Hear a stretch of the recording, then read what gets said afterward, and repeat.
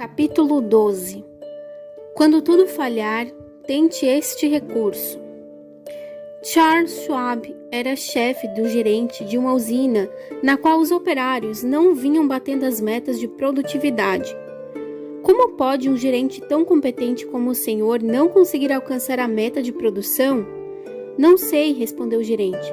Já tentei instruir, persuadir, discutir e dar bronca. Ameacei demitir todos, mas nada funciona. Eles simplesmente não produzem. Essa conversa aconteceu no fim do dia, pouco antes da entrada do turno da noite. Schwab pediu um pedaço de giz ao gerente, virou para o homem mais próximo e perguntou: "Quantas fornadas aconteceram no seu turno?" 6. Sem dizer mais nenhuma palavra, Schwab fez um 6 enorme no chão e se afastou. Quando o turno da noite entrou, os homens viram o número e perguntaram o que queria dizer. "O chefão esteve por aqui", responderam os funcionários do turno do dia. Ele perguntou quantas fornadas fizemos e responderam que foram 6. Ele usou o giz para escrever no chão. Na manhã seguinte, Schwab voltou à fábrica. O turno da noite tinha apagado 6 e substituído por um grande 7. Quando os funcionários do turno do dia apareceram para o trabalho naquela manhã, viram um 7 enorme no chão. Então o turno da noite achava que era melhor que o do dia? Pois bem, eles iriam ver só. A equipe entrou com entusiasmo e quando saiu de noite, deixou um 10 imponente. As coisas estavam acelerando.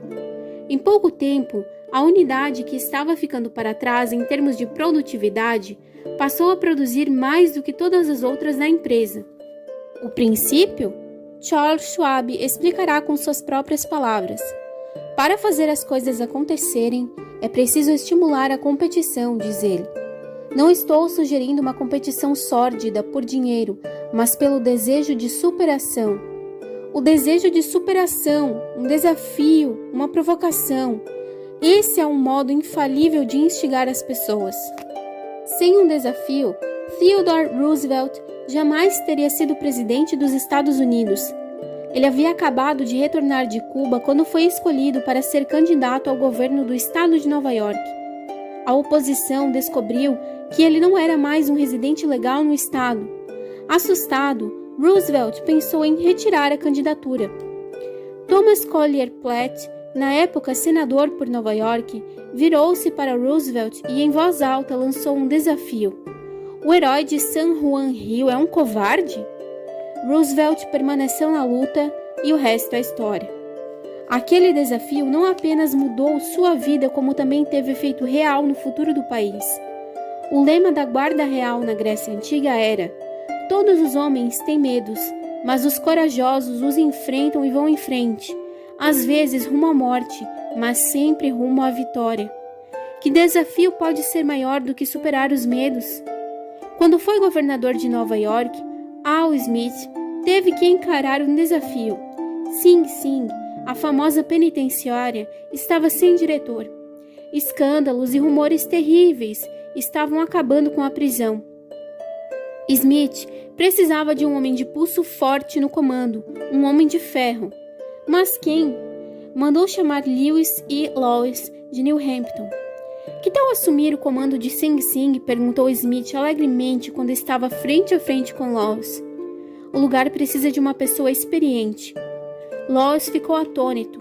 Conhecia os perigos de Sing Sing. Era uma nomeação sujeita aos caprichos da política. Os diretores anteriores nem sequer esquentaram a cadeira. Um deles tinha durado apenas 3 semanas. Lawes precisava pensar na própria carreira. Valia a pena correr o risco? Smith percebeu a hesitação de Lawes, recostou-se na cadeira, sorriu e disse: "Meu jovem, não o culpo por sentir medo. É um trabalho dos mais difíceis. Vai ser preciso alguém poderoso para aceitar o cargo e ficar." Smith lançou um desafio. Lawes gostou da ideia de tentar um trabalho que exigia alguém poderoso, aceitou e ficou até se tornar o mais famoso diretor de presídio de sua época. Seu livro 20,000 Years in Sing Sing, 20.000 anos em Sing Sing, vendeu centenas de milhares de exemplares. Suas participações em programas de rádio e as histórias da vida na prisão inspiraram dezenas de filmes. Seu método de humanização dos criminosos produziu milagres na reforma do sistema carcerário. Harvey S. Firestone, fundador da grande Firestone Tire and Rub Company, disse: "Nunca achei que o salário, e apenas o salário, formasse ou mantivesse uma boa equipe. Acho que o próprio jogo é responsável por isso." Frederick Herzberg, um dos maiores cientistas comportamentais da história, concordava com essa ideia. Ele estudou a fundo o comportamento de milhares de pessoas diante do trabalho, de operários a executivos sêniores. Segundo suas descobertas, qual foi o principal fator de motivação, a faceta mais estimulante do trabalho? Dinheiro? Boas condições de trabalho? Benefícios? Não, nada disso. O principal fator de motivação era o próprio trabalho. Se ele fosse empolgante e interessante, o funcionário se sentia motivado a prestar um bom serviço. É o que todas as pessoas bem-sucedidas amam, o jogo em si, a oportunidade de se expressar, a chance de demonstrar valor, se superar, ganhar. É o que dá graças às maratonas e a qualquer competição.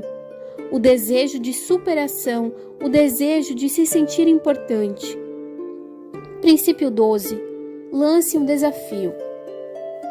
Em resumo, como fazer as pessoas pensarem como você. Princípio 1.